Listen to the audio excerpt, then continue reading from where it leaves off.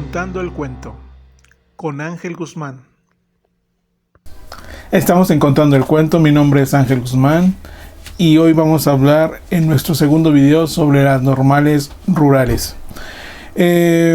Habíamos comentado ya algo general sobre esas escuelas y cómo en este tiempo se celebran los 100 años de la primer normal rural que fue inaugurada en Etacámbaro, Michoacán. Vamos a recorrer un tiempo hacia atrás. ¿Por qué se fundan las escuelas normales rurales y de dónde vienen su fundación? Diremos que desde los tiempos de Benito Juárez, tuvo la necesidad de que tanto las cuestiones de la iglesia con las cuestiones del Estado se dividieran. Entre esas también estaba la educación, que en ese entonces la educación permeaba todos los ámbitos en el aspecto religioso. Es decir, los curas eran los que tenían, o la iglesia católica en ese tiempo eran los que tenían la batuta en la enseñanza en México. Normalmente en aquel entonces se dice que había dos profesiones. O eras licenciado en Derecho y eras satanizado por la iglesia, o eras sacerdote o cura por la parte religiosa. Después, a finales de los periodos de Porfirio Díaz, siguen estas ideas, en donde ahora son las ideas magonistas, de donde los hermanos Flores Magón y otros se toman la batuta entre la querer llevar a cabo la iglesia gratuita y la iglesia laica, que sea totalmente laica y que llegue a todos los ámbitos de la vida de México. Después viene la Constitución de 1917 con su artículo 3, donde proclama que la educación debe ser laica y gratuita. No se lleva así porque para los constituyentes y para el presidente Venustiano Carranza era muy difícil. Había muchas necesidades más allá de la educación para implementar estos programas del artículo número 3 de la Constitución. Para Lázaro Cárdenas, el protagonista era el maestro. Su idea de Lázaro Cárdenas era que el maestro le ayudara a Lázaro Cárdenas y al gobierno para que él fuera un intermediario, para que el maestro protegiera y velara los derechos de los campesinos y de los obreros, porque en realidad pues era el que estaba más preparado, el que sabía más. Por eso Cárdenas le da una importancia al protagonismo del maestro, y sobre todo la parte donde Lázaro Cárdenas implementa la educación socialista, en donde más que socialista, él quería una respuesta a Lázaro Cárdenas a las nuevas proyectos de nación, que era tener tanto campesinos como obreros preparados para los nuevos retos, sobre todo el petróleo, la electricidad, los ferrocarriles, y entre los nuevos trabajos que estaban surgiendo gracias a la innovación tecnológica de esos años. Y lo que quería Lázaro Cárdenas era a hombres preparados, obreros preparados, campesinos preparados. Pero no es hasta el 22 de mayo de 1922 cuando en una localidad de Etacámbaro, Michoacán, se funda la primer normal rural. Se dice que en ese entonces el obispo de esa localidad, Leonardo Lara Torres, se oponía a a que se le prestara, a que se le alquilara un edificio para la fundación de esas escuelas. Era muy radical este obispo, pero al final de cuentas, otro sacerdote, Ignacio Chávez, un padre de esa localidad, les renta a los primeros normalistas o a los primeros que quieren fundar esta escuela normal rural. Dicen que los estudiantes recolectaron sillas, bancas, colchones para empezar a tomar las primeras clases en ese lugar. En 1929 se funde, esa escuela se ubicaba en la calle de Benito Juárez 106 en Tacámbaro. En 1929 surge la primer huelga de este instituto por la imposición de la SEP de un director. Era un director a modo de la SEP y no muy preparado para estas escuelas normales.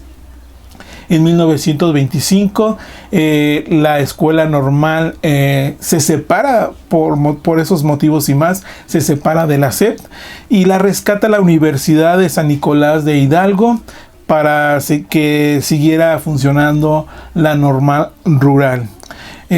Por cuestiones económicas, nuevamente la escuela normal rural tiene que incorporarse a la SEP a orillas del lago de Pátzcuaro. Ya en 1949, por fin llega a lo que se llamaría la hacienda de Tiripetío, y ahí se le da ya el nombre Escuela Normal Rural Vasco de Quiroga. Esta localidad de Tiripetío está más o menos a 25 kilómetros de Morelia. Ya en 1969 y gracias a los disturbios de 1962, Gustavo Díaz Ordaz ordena el cierre de casi la mitad de las escuelas normales rurales. 1971, una huelga que dura aproximadamente 3 años de los normalistas rurales. En el 2001, la Secretaría de Educación de Michoacán manda un proyecto a los diputados para que se cierren totalmente todas las normales rurales en Michoacán. La SEP siempre ha atacado a las normales rurales y desde su inicio la ha catalogado como víctimas de estigmatización, escuelas del diablo, nidos de delincuentes, socialistas, y ahí surge una leyenda negra que es en donde se va a atacar tanto por empresarios, la iglesia, sacerdotes, el mismo gobierno y la misma secretaría a las normales rurales. Hay un hecho que nos narra la historia. 1943,